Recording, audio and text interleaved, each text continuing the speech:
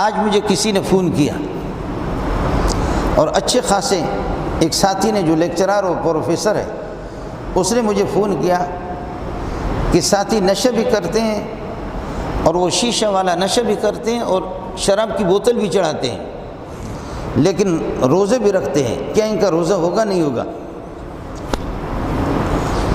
میں 11 بجے گھر سے جیسے نکلا تو یہ مجھے فون آ گیا۔ اب آپ بتاؤ کہ فرشتہ غریب کیا کرے؟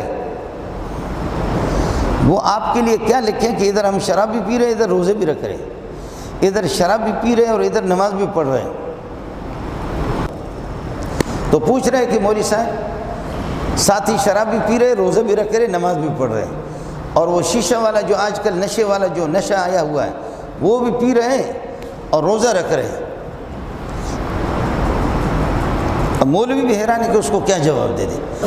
خیر میں نے ان سے کہا کہ روزہ تو ہو جائے گا، فرض اس کے ذمہ سے اتر جائے گا۔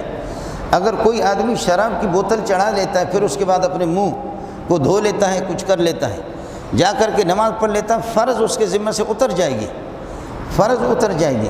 مفتی اس کو یہ نہیں کہے گا کہ تم دوبارہ نماز پڑھو، لیکن یہ کہ اللہ کی لعنت ہوگی اور اس فرض اس نماز پر اس کو ثواب 1 ٹکے کا بھی نہیں ملے گا۔ اور ظاہر ہے کہ جب کسی چیز سے اس کا غرض اور نتیجہ حاصل نہ ہو جائے تو اس کا کیا ہے؟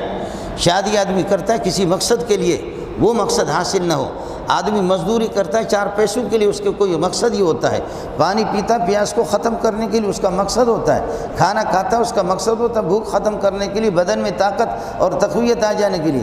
کھانے سے بھوک ختم نہیں ہوتی، پانی پینے سے پیاس یہ کہ بجھتی نہیں ہے۔ تو پھر یہ ہے کہ اس پینے کا اور اس کھانے کا فائدہ کیا ہے؟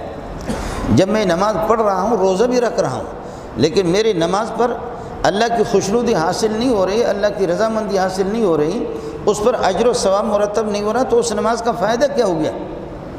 اس لیے میرے نبی نے ایک موقع پر یہ بھی فرمایا کہ بہت سے لوگ ایسے ہیں کہ روزہ رکھنے سے سوائے بھوک اور پیاس کے اس کو کوئی فائدہ نہیں ہے، اور کتنے شب بیداری کرنے والے پوری رات کھڑے رہتے ہیں لیکن سوائے رات کو جاگنے کے علاوہ اس کو کوئی فائدہ نہیں ہے۔ روزہ اس کے شرائط ہے اور آداب ہے، ان آداب اور شرائط کے مطابق بجا لائیں گے تو پھر ثواب ملے گا، ورنہ یہ کہ اس کا ثواب کیا ہے؟